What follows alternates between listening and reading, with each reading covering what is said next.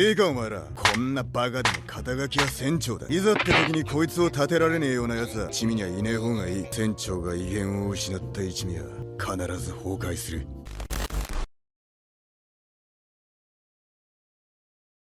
Hey my dear pirates, you are on channel Straw Hat's One Piece Theories, and in today's video we're going to talk about how Zoro could end up becoming the new leader of the Straw Hat Pirates, the new captain of Luffy's gang. Can you imagine the Straw Hat Pirates having a new leader? A new captain? Does Zoro have what it takes to become a captain of his own ship? Well, we're going to analyze all this in today's video, so if you want to be a pirate king like me and achieve eternal glory, go ahead and press the like button with all the power of your devil fruit. And if you're new here my dear sailor, already subscribe to the channel and don't forget to activate the notifications bell so you don't miss any new video, okay? Then join this crew that will dominate the entire Grand Line and the New World. Now without further ado, let's get to this epic video.